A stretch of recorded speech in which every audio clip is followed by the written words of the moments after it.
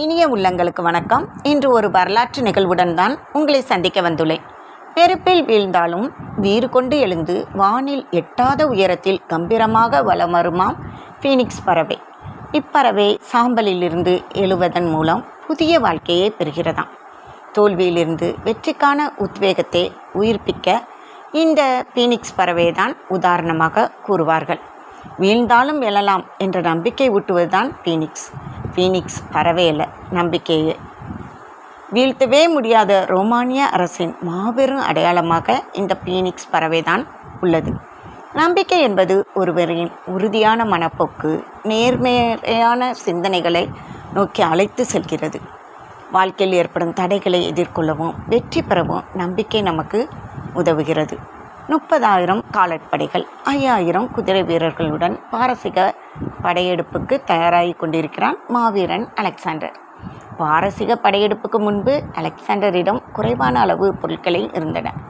ஆனாலும் பயணத்திற்கு முன்பு தன் படை வீரர்களின் செல்வ நிலையை விசாரிக்கிறான். படை வீரர்களுக்கு வேண்டியவற்றை எல்லாம் அவர்களுக்கு செய்கிறான். நண்பன் ஒருவனுக்கு நிலப்புலன்களை அளிக்கிறான். வேறொருவனுக்கு ஒரு மாவட்டத்தின் வருமானத்தையே வழங்குகிறான். இன்னொருவனை சிறந்த பதவியில் நியமிக்கிறான். இவ்வாறு தன்னிடம் இருந்த அனைத்தையும் அன்பர்களுக்கு அள்ளி அள்ளி வழங்குகிறான்.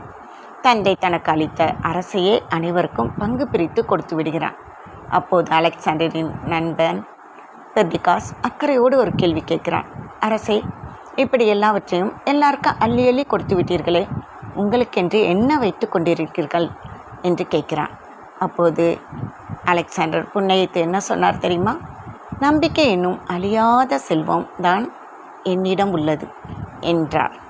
நம்பிக்கை கொண்டிருக்கும் போது மூளை நம்மை மகிழ்ச்சியாகவும் உந்துதலாகவும் உணர வைக்கும். நம்பிக்கை கொள்ளும்போது கடினமான நேரங்களையும் எளிதாக கையாள முடியும். சவால்களை, தடைகளை எதிர்கொள்ளும் போது வளர்வதற்கான ஒரு பாடமாகவும் வாய்ப்பாகவும் இந்த நம்பிக்கை நமக்கு வழி நடத்துகிறது. ஒரு கண்ணாடி குடுவையில் பாதி அளவு தண்ணீர் இருக்கிறது என்று வைத்துக்கொள்வோம்.